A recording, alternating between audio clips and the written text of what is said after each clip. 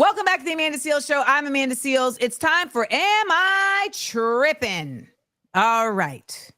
Hey, Amanda. So sad. Although I am deeply in love with my husband and we have a great marriage, he thinks Hamas is everywhere and is fervently okay with the current genocide. The talking points, the thoughts that babies and children will become Hamas is deeply ingrained.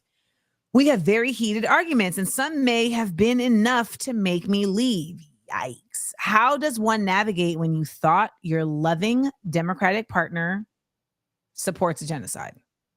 Thoughts and advice is welcome. Please be kind. Am I tripping? Damn. So this is a doozy, right? Because one of the things that's missing from this is, is the husband, like, was he raised in a Zionist household? I don't know. Okay.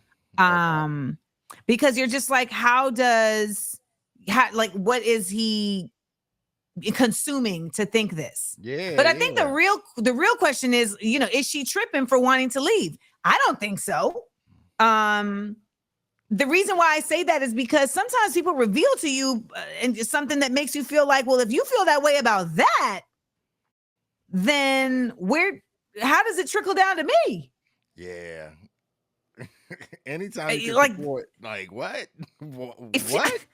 I don't know that there's more of a red flag than supporting genocide. I don't know. I don't know that the flag gets any redder than that. I think that, the house that doesn't support genocide together stays together. I mean, that's kind of the way it works. Right.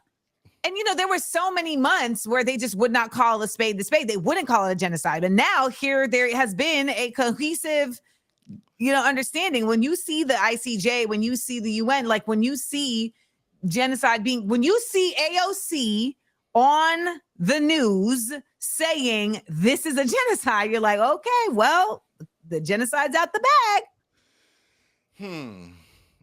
Because then my other question is, do they have kids? Yeah, and why didn't they talk about worldly subjects? Like, if he's this adamant about this, like, why didn't they talk about because this has been going on since I remember reading about it in high school. Like, that's crazy. But a genocide wasn't going on. Yeah, no, I'm just saying in general, like, they've been beefing and warring and moving these people off of their land for a long time. Now it's just went to another level. I think that if he's Did you and your wife talk about this before October 7th? Me and my wife are on similar accolades about different things that, we're in a, like, if you have that type of mindset, you have that type of mindset about other things. No, I just mean because you asked, like, how come they didn't talk about this? Other and I just feel like it wasn't yeah. a very American, like, zeitgeist topic. Like, I know, like, I made a point to talk to my ex about Trump before I felt like we could really connect, right? Like, that was something that was happening in the present time where it was like, if you vote for Trump, I can't really rock with you, Yeah. But I don't know that I don't feel like, I don't know. Okay, keep it a buck. I don't know that most people talk about debt, right? Like, people talk about family, people talk about kids, but I don't know that most people are like, okay, so how do you feel about the Iraq war? No, I'm just saying, how do you feel about people killing kids over terror? So, like, that just sounds like. Well, let me tell you something that I think has been really interesting with this particular conflict. So many people that in other spaces would make complete sense have lost their minds in this space. Okay. Because you get the people that were BLM all day, and now all of a sudden with this, they're like, what's the problem? Hamas. I'm gonna have a Hamas sandwich. That's really a real thing. People are twisted with this. Yeah, but I don't know what their beliefs are, because, like, it's not just like a Jewish Zionist thing. There's a Christian Zionist element of this. Then you get the Black people who are very much like, we got to support Israel because the Bible. And you're like, what Bible are you reading? That's, oh my gosh. So I guess this is the hardest Am I Tripping we've ever had.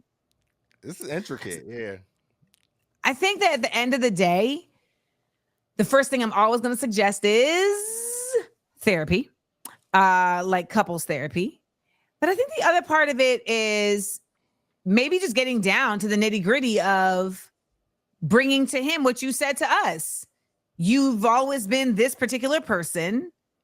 I've always considered you to be compassionate, et cetera, et cetera.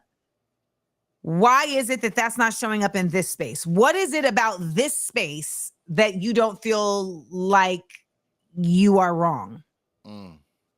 And baby, whatever that answer is, I think she needs to bounce because that sounds like they're not going to find a common ground on this whole thing. So I think, yeah. Well, I'm going to have the voice of optimism here and say, I don't know that you need to get a divorce, but you do need to create some space. And sometimes it is within that space that people are able to see a bit more. Look at you all cheery. Okay. I just feel like this is a situation where this person, their brain has been clouded by other, duplicitous means. Got you. Yeah. And so, she's like, we have a loving marriage except for this thing. And that's just like, can it be get out? Can we flash the camera and you're like, oh man. I'm saying like, don't, but that's easy for me to say on the outside. Right. Because if it was me, I'd be like, we're done. So there's that. We'll be right back, y'all. It's the Amanda Seales Show. We are